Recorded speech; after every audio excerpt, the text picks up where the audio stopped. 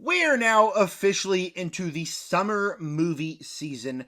April has come to a close. Here's my ranking of the 5 April 2026 movies that I have seen. Now, there are a few movies I missed. By a few, I mean one, Over Your Dead Body, a movie I'm really into checking out. I didn't get to check it out this month. It's been a busy month. I just didn't get a chance to check it out. So that's not going to be on this ranking. I also have reviews for all 5 of these movies out on the channel already. If you're curious, go check it out. And with that said, before I dive into my list, tell me in the comment section, what is your ranking of the April 2026 movies you've seen?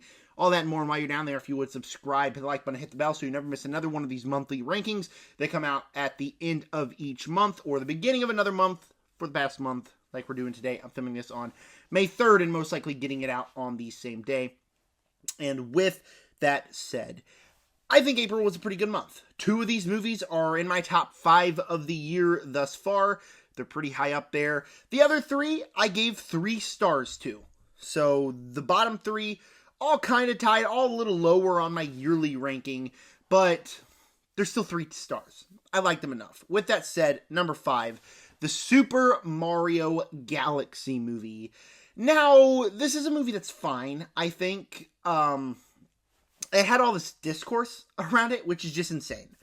Like, people saying that, oh, critics shouldn't be allowed to talk about this movie because it's a movie made for kids, and kids don't deserve good movies! Yeah, that's a lie, because I grew up with Finding Nemo, Toy Story, I'm naming a bunch of Pixar films, but I grew up with those. I grew up with Big Hero 6 and Wreck-It Ralph. I'm still naming Disney movies. What are some other studios? Illumination, the same studio that made this movie, they did Despicable Me, which is a fantastic animated movie. And like all the discourse, people like, oh, you shouldn't be allowed to review it because you're an adult and the movie's not made for you. Believe it or not, guys, Mario came out when a lot of adults these days were children. Not me. I was born in 2005. I guess I'm Unk now. Anyways, it makes no sense because I grew up playing Mario games, whether it's Super Mario Bros. On the Wii or on the Wii U, or even, like, I had a Nintendo NES. I still had that. I still grew up playing the old Mario games. So you have that, and then you have the people that are just like, like the normal people, saying that we can talk about the movie because it's made for everybody. Despite the discourse, I think the movie's fine itself. I think that there are a lot of fun moments in here. I love the music cues, seeing all the little Easter eggs, like, oh, I know that from that game, or oh, I know that from that game. Yoshi was really cute in here. The voice cast is a lot of fun. The animation and action sequences are actually quite spectacular. But all of the enjoyment I got out of this movie was just the bare minimum, because it's just bang, bang, bang, bang, bang, bang, bang, throwing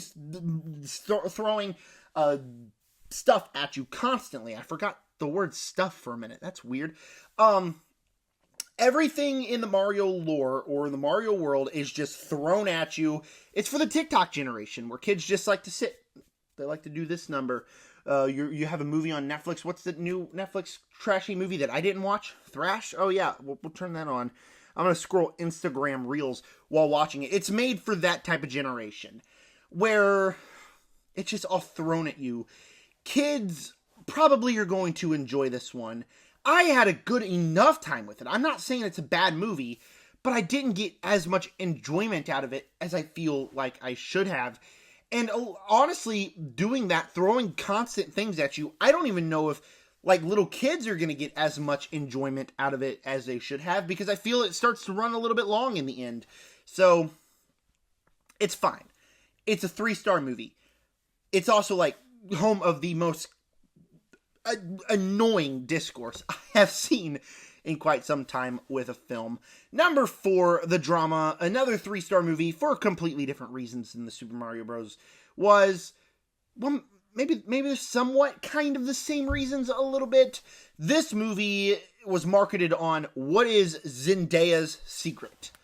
And once you find out that secret, no spoilers here, it flips the entire film on its head. And I promise you, you will not know what the secret is. It's impossible to guess. And the themes that we're able to explore after we learn of the secret, the ideas that the movie represents, fantastic. Great ideas. A lot of things to think about after you watch this movie. I think Zendaya, Robert Pattinson's performances are fantastic. But the issue with the film is that once you learn the secret, it spends a whole time doing the should Robert Pattinson marry her, should he not marry her thing. And so we spend like the majority of the rest of the runtime with them having conversations about, again, themes that are very relevant to today and make sense, but it's just a bunch of conversations, and it gets really repetitive, like, Robert Pattinson, should I do it? Should I not do it? Should I do it? Should I not do it? And when we finally start to get somewhere in the end of the movie, I got a little bit bored and was definitely uninvested from this film. So it's a film that, pacing-wise, is very rough. Other things-wise, I thought it was quite good. Number 3, another 3-star movie for completely different reasons. Michael, the Michael Jackson movie. Now, this movie is home to 2 fantastic performances that, as of right now, throughout the first chunk of the year, these are 2 of the best performances of the year so far. Jafar Jackson melts into the role of Michael. He is absolutely phenomenal in here. I mean, he's obviously related. He's the nephew to Michael Jackson, but still, he is just giving a phenomenal performance.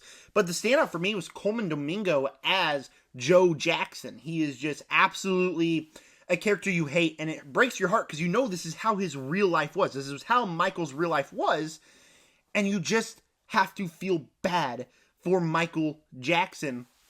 And Coleman Domingo just captures just this hateful, obsessive, controlling guy that you just want to see get justice in the end. And when there is justice given in the end, it is insanely satisfying. The concert sequences in this movie are phenomenal. The final 15 minutes, big concert sequences. We end with Bad, I believe is the song. And yeah, it's bad. It's phenomenal. I started levitating in my theater seat. This movie has so many things I loved. The issue with Michael is that it honestly, just like the drama, the pacing is really bad. There's times where I'm really invested and we're learning interesting things about Michael's life. And then there are times when we're following Michael for 15 to 20 minutes, standing in his studio like, this is a good beat. Or in the notorious incident where his hair caught on fire, we dive into that. And when his hair catches on fire, after that, we spend 15 minutes at the hospital with Michael laying in bed like, oh, my hair caught on fire, and my dad's a jerk. The pacing is so bad, and there were many times where I was uninvested. But then the film always found a way to win me back. So, it's a 3-star movie. I didn't necessarily love the movie. I thought it was fine. It also, has a lot of controversy, again, because for some weird, odd reason, this movie has a 20% on Rotten Tomatoes. Weird. It's not bad. It's a good movie. I don't know why people are just hating on the movie, but I do think the pacing itself is pretty rough. Besides that, Michael, solid movie. Before I give you my top 2, these are 2 of the best movies of the year. Again, if you would subscribe, hit the like button, hit the bell, use that comment section wisely. Tell me, what is your ranking of the April movies that you have seen? Now, honestly, my number 2 was my number 1. It was my favorite movie of the year for a while. The longer I think about it, the more I'm like, okay, maybe it was just I had such a good time in the theater. Maybe after thinking about it, it's not as good, not deserving of that number 1 spot, so I had to knock it down.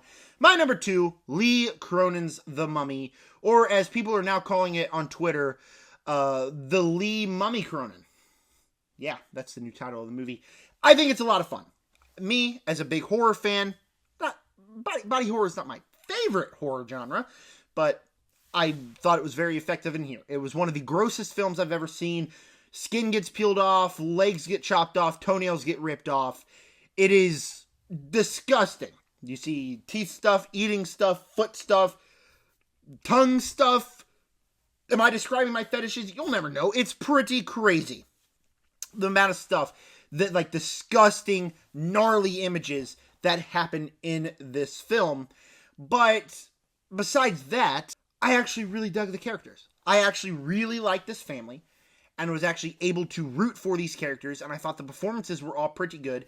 You feel bad because this is happening to a family that you genuinely don't feel deserve I don't feel like the family deserved this to happen to them.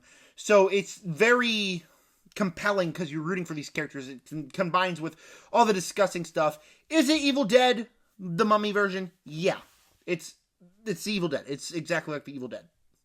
Like, there's a person gets possessed, crazy stuff happens. Once, like, another person gets attacked, then they turn into another one of the demons. It's Evil Dead. But, like, I had a really good time with it. As a diehard Evil Dead fan, the movie was made for me. Now, the reason I had to knock it down is the character decisions.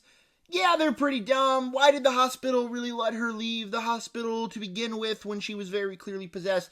I don't know. The wife was all like, oh my gosh. Or the dad's like, we got to take her to the hospital. And the wife's like, oh, you don't think I could take care of my child that just took a metal rod and stuck it through her leg and started stabbing her leg? Unbelievably stupid stuff.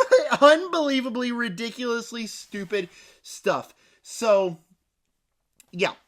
Character decisions, the script, like why things happen, the lore. Maybe they don't all make sense, but in that theater, I had such a good time with this movie. I still stand by it. I love this movie. I had a great time with it. But I do have to, like, acknowledge, yeah, maybe it's not all that. But number one is a little film called Normal, starring Bob Odenkirk. This was a movie that I didn't know existed until South by Southwest came and went. And then when that festival was over, all I heard from this movie is that it's insane, going blind. Once you learn the true story, you will full on love this movie. And once you learn the true story, you will full on love this movie. The first half of the film is odd. It is very, very odd. Where you're following Bob Odenkirk, and he kind of has this inner monologue, but he's actually talking on the phone to his wife, and he, like, says every thought that he has, and it's weird, and comes off as unnatural. The dialogue's pretty terrible. There's some pretty awful ADR inside of that first half. As soon as something happens, and you'll know exactly when it happens, and you start to learn the full story here, and the full twists and turns, the first half, it gets so much better, because everything that happened, every weird thing that happened, everything that's like, oh, this is off, makes sense heading towards the ending. And then as we enter the second half, it's just filled with just this brutal, gnarly, awesome action. It's all shot really well. Bob Odenkirk is a ton of fun as an action hero. Had the biggest grin on my face throughout the whole second half.